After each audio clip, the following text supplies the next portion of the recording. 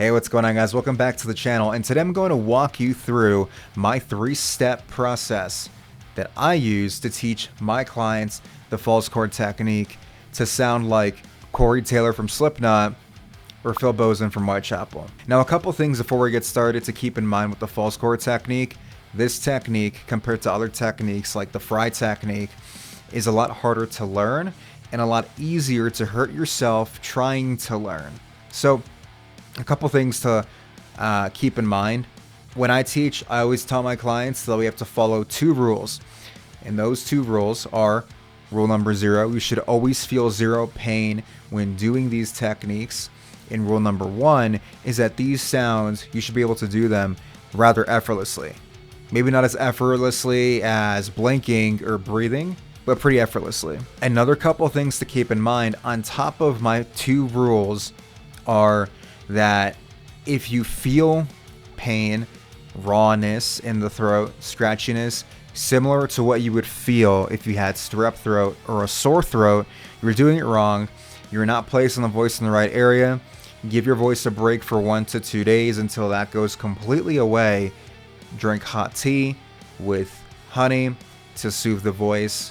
In the meantime, in the interim of you recovering from not doing the technique the right way, and try it again another day in the week. Obviously, if anything goes against rule number 0, 0 pain, or rule number 1, effortlessness in making these sounds, then you're not doing the techniques the right way. Obviously, in the beginning, there's going to be a learning curve. Obviously, you might feel a little bit of discomfort in the beginning when doing these sounds because you're not used to doing them the right way, or you never taught them the right way. That's going to happen. But you shouldn't be coughing up blood, passing out, vomiting blood or whatever, or just all these bad things while you're learning this stuff. So let's get right into it. So step 1, like the rest of the videos that I've made so far, is proper breath support. So what's proper breath support? Well, I discussed this already in many videos. You can watch them, but it's the same thing.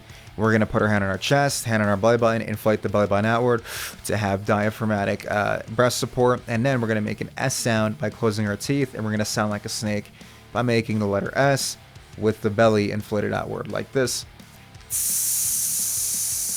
That's step 1, proper breath support. Whenever you scream or whenever you do any of these techniques on the channel that I teach you guys, that I share with you, that's how hard you want to try. That's how hard you want to push when you make the fry scream, yeah, or when you do the false chord, yeah.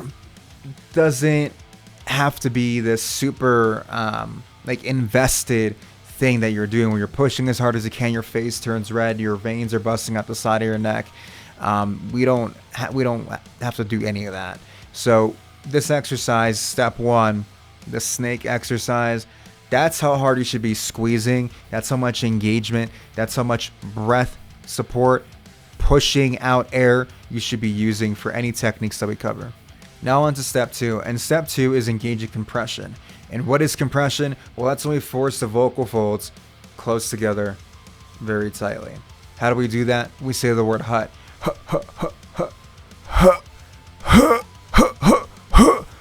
And then we speak, we vocalize through the vocal folds closure, and then your voice sounds like this, very compressed, very small. You sound kind of like an old man. We want to engage compression in the voice, and that's how you do that. That's step 2. Step 3 is we want to locate the bass sound of the false chord scream and then squeeze it up and out, make the bass sound through the compression, through this old man sound. We want to make the bass sound through that.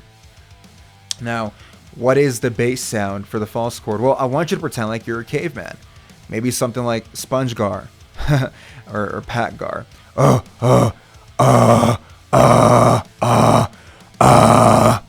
And that's the sound that I want you to make. Ooh, ooh, ah, ee, ah, ah. And this sound, when you make it, it's going to be absolutely painless. There should be no coughing. There should be no discomfort when you make this sound. That's how you know you're doing it the right way. In the beginning, you might feel some couple of strange sensations. That's going to be normal and as expected. But over time, as you find the correct placement, because everyone has a different relationship with their voice, you are going to have to play around with your voice to find where you can place your voice to make this sound as comfortable, as painless and as effortless as possible. Again, always adhering to rule 0 and rule number 1, right? So make the caveman sounds. Ooh, wee, And if you place your fingertips right here in the middle of your chest, in the sternum, you actually feel the false chords being engaged. You'll feel vibration and resonance right here in the middle of the chest when you make the sound the right way.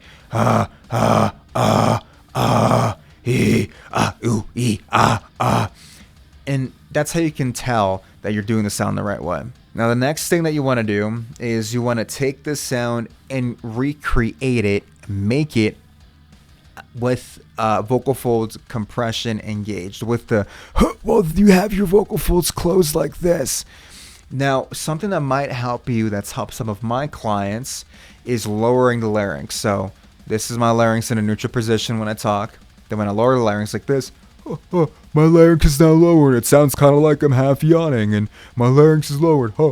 That might help you, lowering the larynx as you recreate this sound and hold it out through the compression, through the.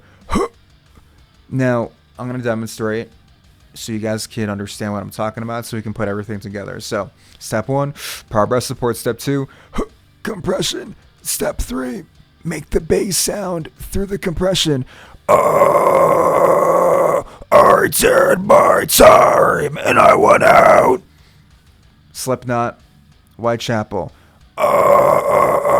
Where we come from, the saw is the law. That's the false chord scream. That's all I teach my clients. You might have a different way to figure it out. That's totally fine. Every single vocal coach on YouTube in the world has a different way of teaching you how to get from point A to point B. What matters in the end is that you get to point B, and you can always get to point B painlessly and effortlessly. Guys, if you're interested in more content, make sure you like, comment, and subscribe, and we'll see you on the next one.